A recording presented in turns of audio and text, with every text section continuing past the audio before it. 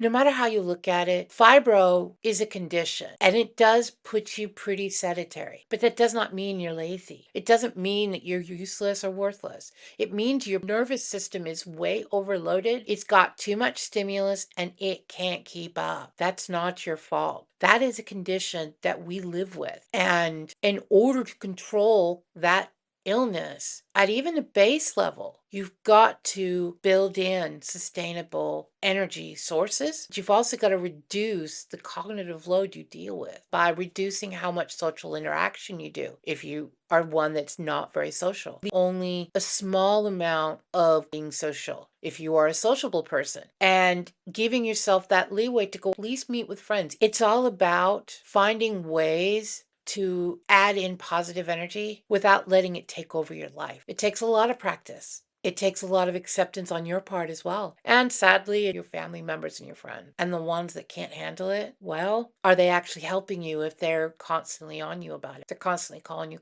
lazy if you're not worth it or any of that stuff. Why do you want them constantly going at you when you're already doing it yourself? You can't tell me that you don't. It is such a hard illness to deal with, but it is possible. The question is are you going to allow yourself the room to do it? And how long is it going to take you to find that balance for yourself? I hope you don't take as long as I did. And I really hope that maybe I can help you find a way to get there faster. Maybe not easily, but you can get there. Have you ever asked yourself what exactly is the worst part of fibro? Some say it's the pain. Some say it is the fatigue. Some say it's the weakness. And while I will agree all of those are really bad, but you know the thing that I hated the most? It was the fact that my mind could not keep up. It's that I lost that very thing that was of the essence of me, which was my mind. I was never super physical, but I was very intellectual. And what's one of the things that you seem to deal with a lot? Maybe fibro fog? Maybe it's the memory lapses. Maybe it is the fact that you can't think fully in every second that you want to. It's the slip of the tongue when you can't remember words. Your brain normally will tap out or give in faster than your body does. The reason why is because every single thing you do takes processing power in your mind, corrugates into something called cognitive load. Sometimes it feels like even small decisions actually become very difficult to do. You're thinking, oh God, what am I going to make for dinner? God knows I do. I've dealt with it a lot. You think about dinner. You think about feeding yourself or feeding your family. And then you think about prep time, cook time, cleaning up. You get exhausted just thinking about it. That's when we tend to start falling into the trap of, well, we'll get whatever's quickest to make. That's my fallback of pasta and tomatoes, because all you got to do is throw pasta in a pot, water, let it boil, take a can of tomatoes, throw it in a microwave bowl, throw some spices in it, throw it in the microwave, and dinner's done. It is something that is very bad for your body, but it takes very little cognitive load to actually deal with. One of the things most people don't think about is with things like cognitive load, your body is so hung up and so overwhelmed with all of the different sensations that your brain gets tired. The fact is, our brains can only handle so much at any given time, and that doesn't matter if you've got fibro or not. The fact that everybody's got their limit. In fact, if you think about it, you've got more to deal with than most people. And this is where, as I've discussed in previous videos, adrenal fatigue comes in. Your body's got so much stimulus going into you that it finally says, okay, take a break. And if you don't want to take a break, I will make you anyway. I can't tell you how many times I've hit the floor because my body says, well, you didn't listen to me. And sometimes I'm not even able to get it back up for a few minutes because I have no sensation below the waist. My body is shut down. And I must say that that's probably a good thing. It taught me to start listening, because there's nothing more embarrassing than walking down the aisle someplace and all of a sudden you're sitting on the floor. And then you got people running up saying, are you okay? Are you okay? Or just giving you that look. And it's like, okay, are you drunk or something? The derision in some of that, or the negative energy that can come from some people when you deal with something like that, especially if you look like you're young. When you're older, it's a little bit more accepted, but when you're 20, not so much.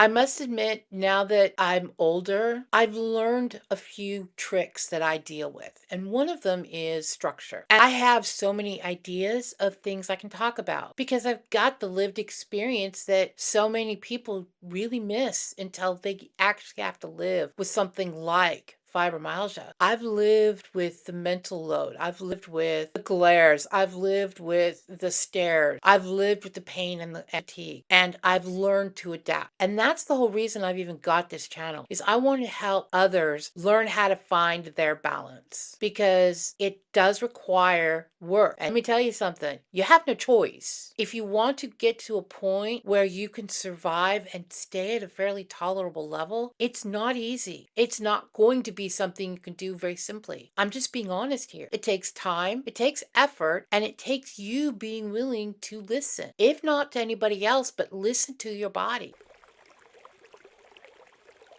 What you've got to do is start rationing your energy, not only your physical energy, but also your mental and emotional. I know my pace seems very slow to most when it comes to these episodes, but I keep a steady, almost monotone pace because number one, that's how I live. I do my best to maintain a very even, stable emotional level because that's one of the ways I control my fibro. But it's also because I want you guys to see that you can do it. You can find where you stay in a mostly tolerable level, even when you have a really severe case of fibro. There's a reason why I'm only now, 30 years later, trying to start something that I think would help others.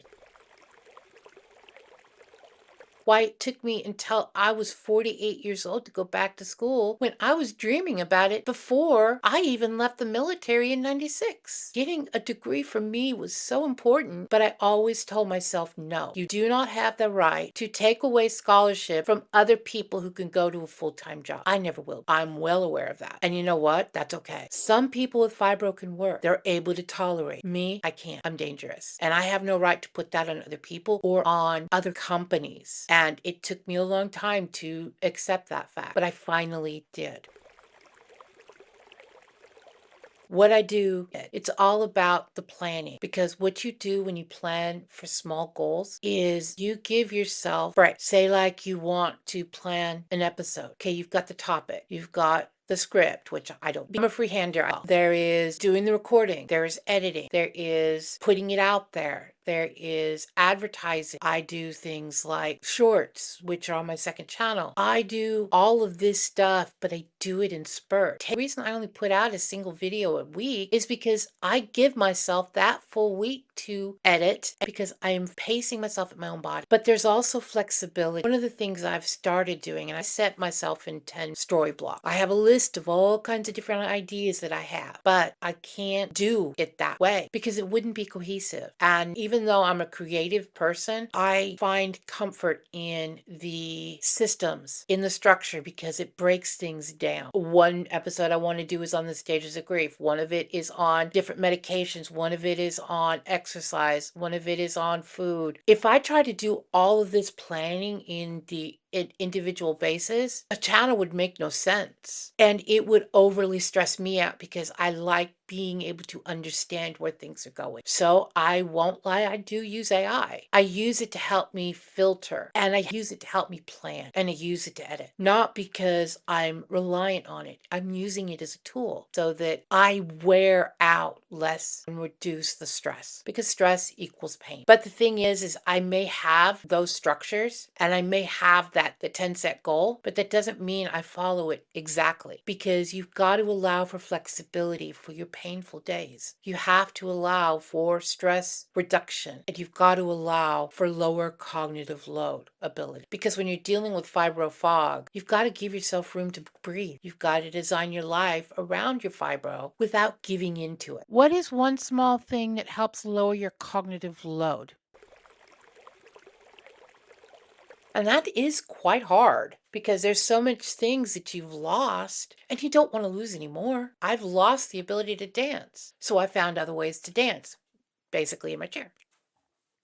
I use wheeled chairs so I can still groove. Maybe not on my feet, but I can still do it. And it's finding some of the little joys in life that you feel like you've lost. And in those actions, when you find something you really enjoy, so such as dancing or singing, you find ways to still do them. And what that does is it gives you positive energy to try and help reduce some of the stress your body's under, which actually helps the cognitive load. There are positive things that go on in the brain when you do something you're enjoying, and it can help ease the fatigue and the fog a bit. And another one of those little things, it's achievements. When you make small goals, you get a hit of energy that is positive when you achieve them. And by building a structure and building it of small goals to reach that big goal, not only are you chipping out towards that big goal, but you're also giving yourself that positive energy that will give you those little highs and counterbalance some of the negatives that come along with fibro.